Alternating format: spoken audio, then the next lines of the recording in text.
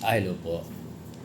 So patuloy yung panawagan natin sa DepEd na baka posible na ibigay over the counter o ibigay ng cash or cheque from the disbursing officer ng school o ng division office yung mga major bonus ng mga gurong garnis or nakasanla.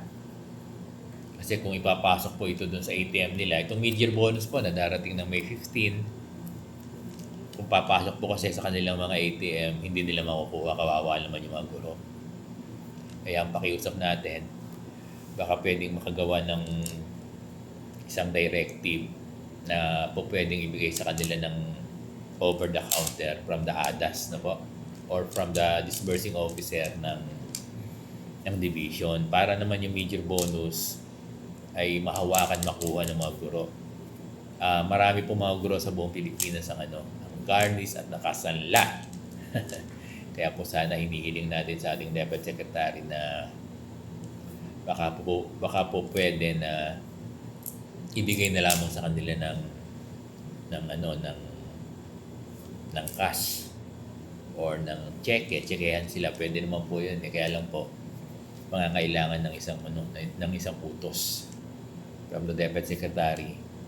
Kasi yung mga grupo ay actually may mga letter na sa DepEd, may letter na sa Malacanang, sa BSP, nag-try na sila sa region, nag-try sa division, nag-try sa principal. Kaya lang ang sagot po ng mga principal, division, region,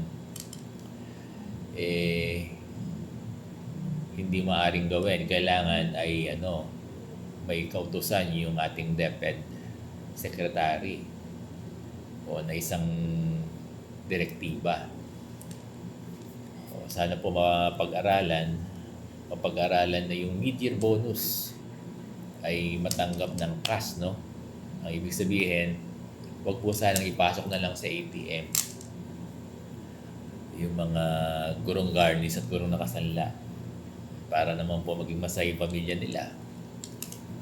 Kasi kawawa po talaga yung mga guro talagang garnis at nakasanla, hindi na nila natatanggap kahit anong sahod, kahit anong benepisyo.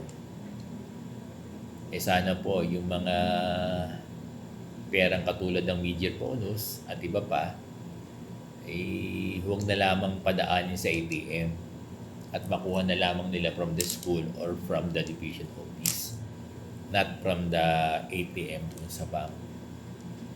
So napakalaking tulong po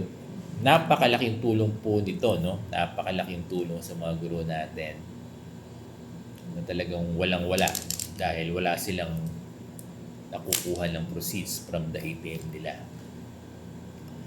So, sana po magawa ng paraan. So, sana po magawa ng special na direktiba kung ano pa man.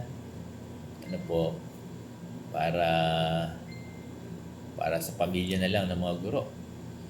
Kawawa naman, magpapasukan. Pambibili ng mga gamit, pambibili ng uniform,